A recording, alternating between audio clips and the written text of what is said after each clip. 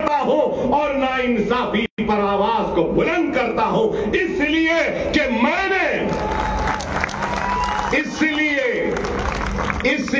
कि मैंने दस्तूर पर हल्फ लिया है। बहैसियत रुकने असेंबली अवामी नुमाइंदे मेरी जिम्मेदारी है कि मैं सबसे पीछे वाले को आगे लाऊं, पिछड़े हुए को ताकत दूं, कमजोर को कुव्वत दूं और जो आखिरी में है उसको आगे बढ़ाऊं। क्या लीडर की ये जिम्मेदारी नहीं? क्या कोई ये इस बात से इनकार कर सकेगा कि हिंदुस्तान की सबसे बड़ी अक़लियत मुसलमान रोजी रोटी, कपड़ा, मकान, तालीम, खुशहाली में सबसे पीछे है? और आज हमारी कोशिश वो पीछे जो मुसलमान है उसको आगे लाए, हमारी कोशिश वो पिछड़ा हुआ मुसलमान उसको आगे लाए। अल्लाह उसके रसूल की कसम, जब मुसलमान आगे आ जाएगा तो अगर पीछे ब्राह्मण रहेगा तो उस ब्राह्मण को भी आगे लाने का काम हम करेंगे, क्योंकि हमने दस्तूर में रख लिया है पिछड़ों को, कमजोरों को आगे बढ़ाना हमारी जिम्मेदारी है। ये हमारी सोच है, लेकिन हमारी सोच को मीडिया हाउसेस, अभी इम्तियाज जलील साहब ने मुझसे कहा कि इनके साथ वो आपके दोस्त आए, तो ये हमारे दोस्त हमको बताते हैं कि हम कम्युनल हैं, हमको बताते हैं कि हम भड़काऊ भाषण देते हैं। भड़काऊ नहीं देते, हम हक बयान करते हैं। वो अलग बात है कि हमारी हक बयानी का जवाब इनके पास नहीं होता तो उसको भड़काऊ बना देते।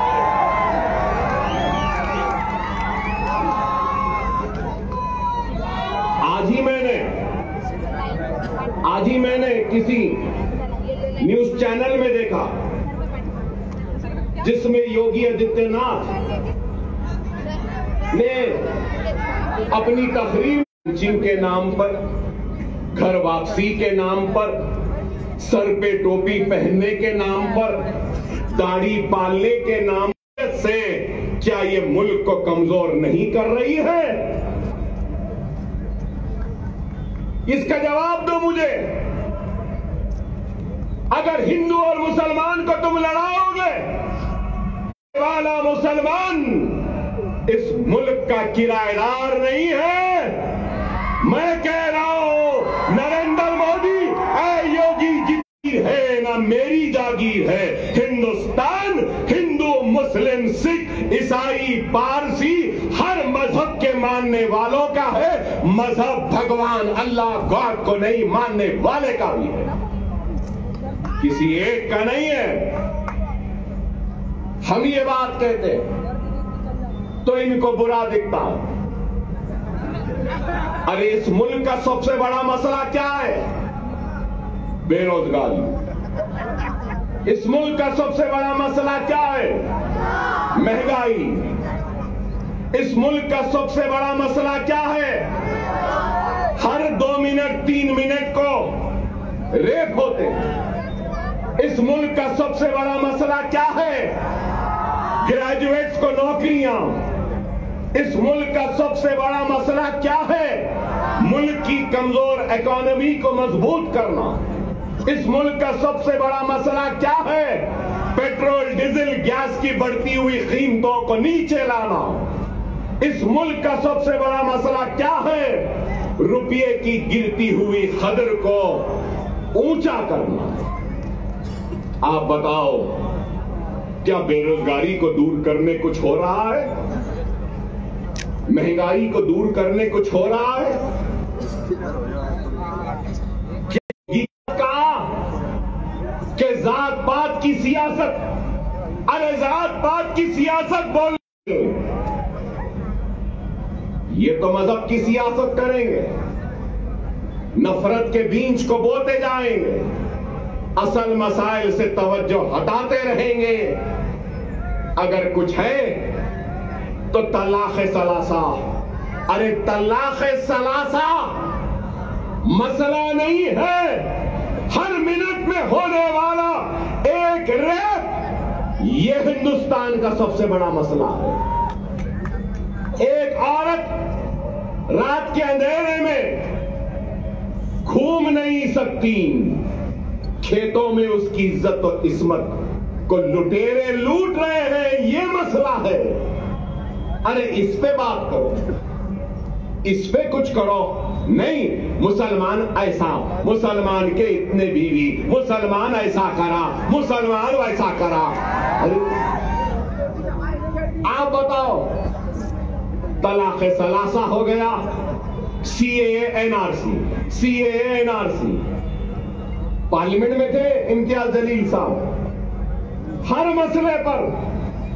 अरे आप बताओ, आज मैं यहां खड़े होकर कह रहा हूं, जिम्मेदारी के साथ कह रहा हूं, मजलिस इत्तेहाद अल मुस्लिमीन के एक जिम्मेदार लीडर की हैसियत से कह रहा हूं और ये ऐलान कर रहा हूं कि मराठा समाज के लिए जो रिजर्वेशन की तहरीक चला रहे हैं, उनके लीडर, मैं उनसे कहूंगा, हमारा पूरा साथ आपके साथ है, हमारा पूरा ताउन आपके साथ है। हम पूरी कोशिश करेंगे, मगर उसके साथ ही साथ मैं ये भी कहूंगा, इत्तेहाद होता है ना, तो इत्तेहाद बैनुल मजलूमीन होना चाहिए। इत्तेहाद बैनुल मजलूमीन होना चाहिए। हिंदुस्तान में जुल्म का शिकार अगर कोई है तो वो मुसलमान है। हिंदुस्तान में जुल्म का शिकार अगर कोई है तो वो दलित है। हिंदुस्तान में जुल्म का शिकार अगर कोई है तो वो पसमानदा तबकात है। चलो आओ, मराठा, दलित और मुसलमान इत्तेहादुल बैनुल मजलूमीन बन जाते हैं और अपने जुल्म के खिलाफ आवाज को बुलंद करते हैं।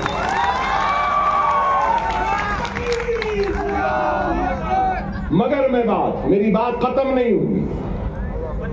मैं हमारे मराठा समाज के बड़े लीडर जो एहतजाज कर रहे हैं, भूख हड़ताल में बैठे हैं, उनसे कहना चाहता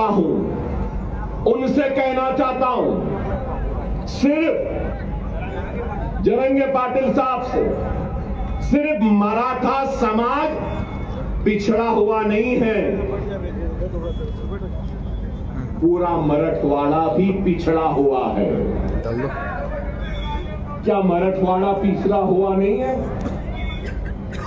क्या मराठवाड़ा का हिस्सा पूरा सबसे पीछे नहीं है? महाराष्ट्र के 3 हिस्से, एक हिस्सा है मुंबई, पूना, ये सारी चीजों का, दूसरा हिस्सा है विदर्भ का, तीसरा हिस्सा है मराठवाड़े का। इन तीनों हिस्सों में सबसे पिछड़ा, सबसे पीछे कौन है? मराठवाड़ा है। चलो, मराठवाड़ा की रिजर्वेशन के साथ हम मराठवाड़ा की खुशहाली के लिए भी जिद्दोजहद करते हैं। 30 साल पहले यहां बैठे हैं मेरे मराठा भाई बहुत है। जब मैं मराठा भाई कहता हूं तो सिर्फ मुसलमान, सिर्फ हिंदू मराठा नहीं होता, मुसलमान भी मराठा है, दलित भी मराठा है और मराठवाड़ा में रहने वाला हर कोई मराठा है। अब मैं कहता हूं 30 साल हो गए, मीडिया वालों जरा समझो, 30 साल हुए, 30 इयर्स, 30 साल हुए। क्रिएशन मतलब एक कॉन्स्टिट्यूशनल बॉडी बनाई गई। क्या आप जानते हैं वो बॉडी क्या है? Marathwada statutory development board, Marathwada statutory development board जो सिर्फ मराठवाड़ा के लिए बनाया गया, कागज पे तो है, पैसा नहीं है, कुछ नहीं देते। चलो मराठों के रिजर्वेशन के साथ हम मराठवाड़ा स्टैट्यूटरी डेवलपमेंटल बोर्ड को 50,000 करोड़ का पहला मुतालबा करते हैं, एहतजाज करेंगे और मराठवाड़ा को हम आगे बढ़ाएंगे। क्या तैयार हो? क्या तैयार हो? मराठवाड़ा का किसान खुदकशी कर रहा है, मराठवाड़ा के लोग पानी के लिए तरस रहे हैं, मराठवाड़ा के लोग दवाखानों के लिए तड़प रहे हैं, दवाखाने नहीं हैं। 100-100, 200-200 किलोमीटर को जाना पड़ता है। पूरे मराठवाड़ा में सुपर स्पेशलिटी के 1 या 2 दवाखाने। क्या चाहिए? एक गरीब को क्या चाहिए?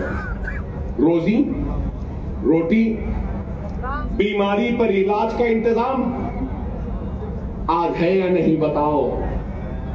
क्या नाम के बदलने से रोजी मिल जाएगी? क्या नाम के बदलने से रोटी मिल जाएगी? क्या नाम के बदलने से किसानों की खुदकशी रुक जाएगी? क्या नाम के बदलने से पानी की प्यास मिट जाएगी? क्या नाम के बदलने से क्या बीमार को शिफा मिल जाएगी? क्या नाम के बदलने से कर्जदार किसान के कर्ज दूर हो जाएंगे? नाम में क्या रखा है? ऐ नाहेलो ना समझो, ऐ झूठो, ऐ बेईमानो, काम करो काम। क्या ये गलत है? नीति आयोग की रिपोर्ट उठाकर देख लीजिए मीडिया वालों। काबिल है, मुझसे काबिल, मुझसे पढ़े लिखे, मुझसे समझदार, मुझसे दूरअंदेश, मुझसे ज्यादा सोच फिक्र करने वाले। और मैं तो खुला कह रहा हूं, मोदी और योगी का मैं तो दुश्मन हूं, शायद आप उनके दोस्त। बताओ उनको, जाकर बोलो नीति आयोग क्या कह रहा। नीति आयोग की लेटेस्ट रिपोर्ट कह रही है मेरे मराठा भाइयों कि सबसे पिछड़ा हुआ जीएसडीपी कम है, रोजाना की कमाई, पानी नहीं मिल रहा है, बीमारी के लिए तड़प रहे हैं। नीति आयोग कह रहा है कि वो मराठवाड़ा का रीजन है। मैं इम्तियाज जलील साहब से भी कहूंगा, सीमांचल की तरक्की के लिए मजलिस लड़ रही है। आप पार्लियामेंट में थे तो आप भी लड़े, अब आप आओ, मैं भी आपके साथ हूं। हम मराठवाड़ा की खुशहाली व तरक्की करेंगे,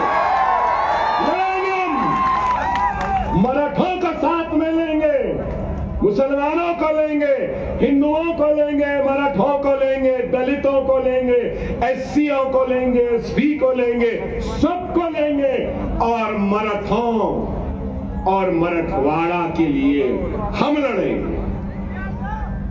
क्या मेरी बात से आप राजी हैं? राजी हैं? मेरी बात सही है? सही है तो नारे तकबीर, नारे तकबीर, नारे तकबीर। मराठा चीफ मिनिस्टर नहीं चाहिए, मराठवाड़ा में पानी चाहिए। मराठा मिनिस्टर नहीं चाहिए, मराठों को नौकरियां चाहिए। मराठा वो क्या कहते हैं, guardian minister, Maratha guardian minister नहीं चाहिए। मराठों और मराठवाड़ा को उसका हक चाहिए। ये हम चाहते हैं, ये हमारी सोच है, ये हमारी फिक्र। मैंने आपसे पहले भी कहा, कि क्या उद्धव ठाकरे अपना सबक पढ़ाने में कामयाब हो गए या नेहरू गांधी खानदान अपना सबक पढ़ाने में कामयाब हो गए? मेरी इस बात को याद रख लो, अपने वोट की अहमियत को समझो। यहां मौजूद सारे लोगों से कहूंगा कि जमहूरियत के जश्न ये इलेक्शन में तुम्हारी सबसे बड़ी अगर कोई ताकत है तो याद रखो वो तुम्हारा वोट है। वोट का सही इस्तेमाल करो। अगर वोट का गलत इस्तेमाल करोगे तो नहीं मालूम कौन तुम्हारे वोट को ले जाकर हिंदुत्व के दामन में उनके कदमों में डाल देगा। क्या गारंटी है? पूरी गारंटियों का दौर चल रहा है। हमारे पास भी 6 गारंटी आई, कर्नाटक में भी गारंटी आई, हरियाणा में भी गारंटी आई।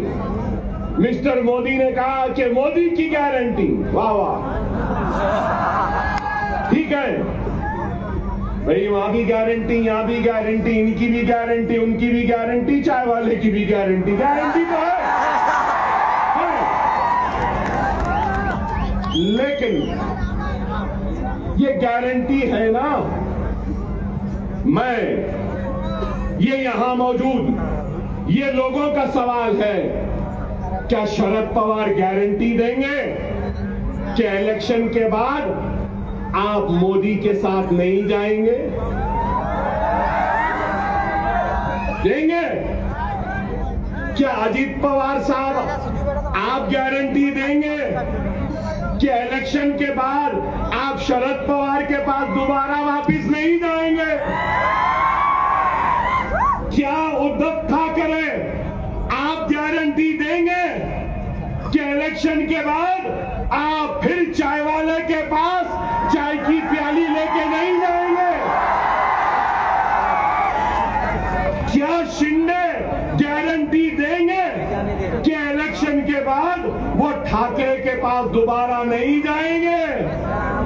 नेहरू और गांधी क्या इस बात की गारंटी देंगे कि वो कभी भी बीजेपी और मोदी के साथ नहीं जाएंगे, हिंदुत्व के साथ नहीं जाएंगे?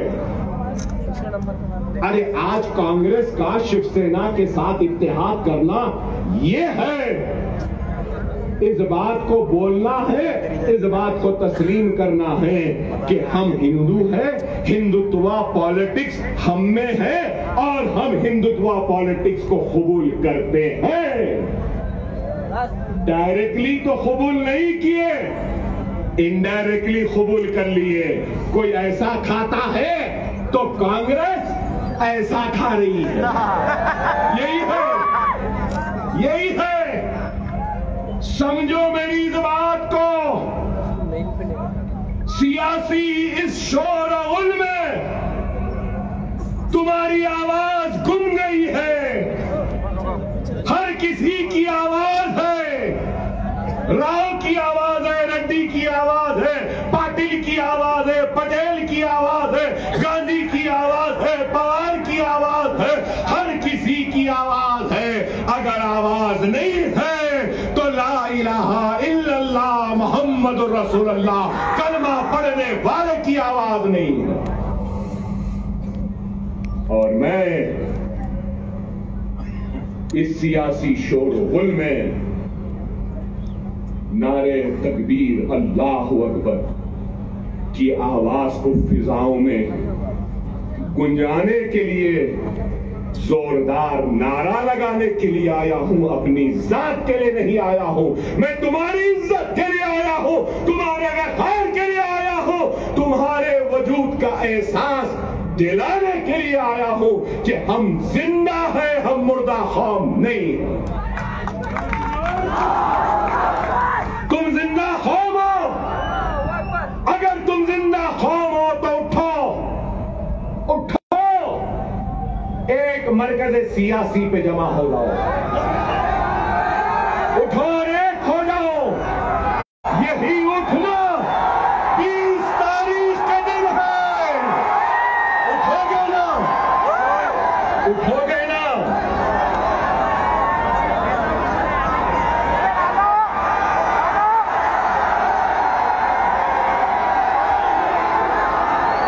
9:45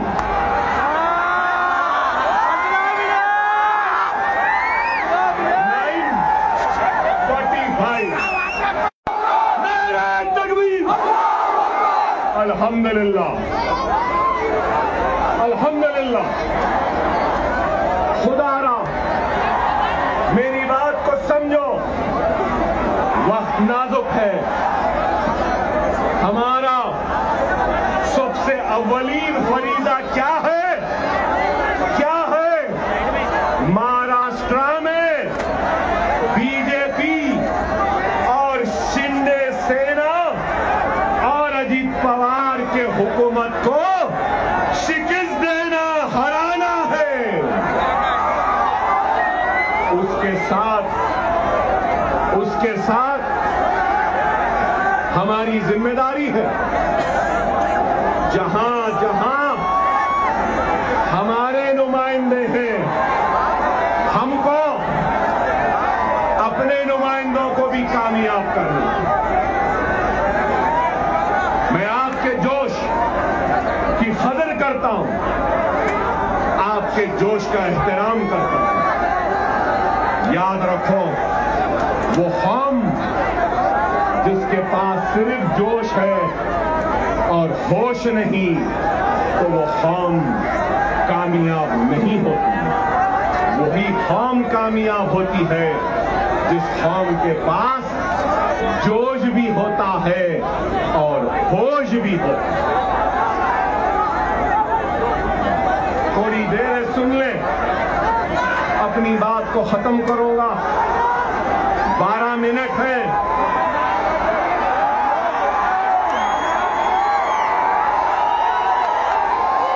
सबर से सुने, वक्त नाजुक है। मेरा पैगाम है तुमसे कि हिंदुस्तान के तुम किराएदार नहीं, तुम हिंदुस्तान के बराबर के शहरी हो और तुम्हारे हक की लड़ाई लड़ने के लिए आया हो। तुम्हारा ताउन चाहिए, तुम्हारी दुआएं चाहिए, तुम्हारा साथ चाहिए, तुम्हारा जोश साथ चाहिए, तुम्हारा होश चाहिए। क्या ताउन दोगे? क्या तुम्हारी ताकत दोगे? क्या तुम्हारा इत्तेहाद दोगे? अगर मैं आज इस आवाम से इत्तेहाद की अपील कर रहा हूं,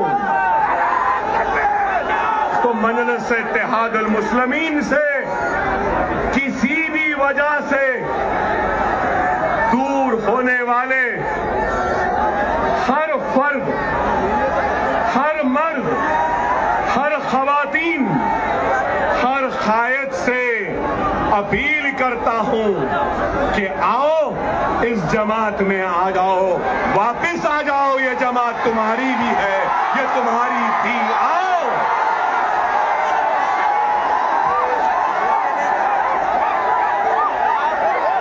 हर वो शख्स, हर वो मजलिस का चाहने वाला किसी वजह से नाराज है, किसी वजह से दूर है, तो अकबरुद्दीन ओवैसी यहां खड़े होकर अपनी जमात और अपने कायदीन की तरफ से मैं माफी चाहता हूं, मगर ये कहना चाहता हूं कि खुदा ना अपनी जात के लिए, अपने खुद के नफ्स के लिए जमात को कमजोर न करो। मैं नहीं रहूंगा, तुम नहीं रहोगे, लेकिन जमात कायम व दायम रहेगी। खुदारा, खुदारा आओ, हम अपने कुर्सियां तुमको देने तैयार। बहुत से उलमा, मशाइखीन, वुकला, डॉक्टर्स, इंजीनियर, रोजमर्रा की मजदूरी करने वाला एक मजदूर या कोई भी मेरा भाई, कलमा गो भाई जो मुझसे नाराज है, मैं उससे अपील करता हूं कि आ जाओ। ये वक्त है 2 मिनट की खामोशी।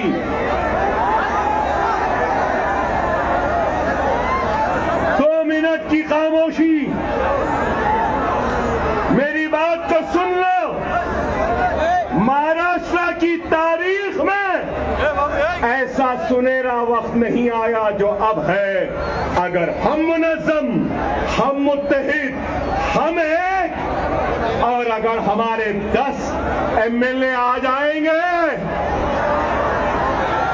ना ठाकरे, ना शिंदे, ना गांधी, ना पवार, हमारी मर्जी, हमारी इजाजत के बगैर कोई भी तख्त पे नहीं बैठ सकता।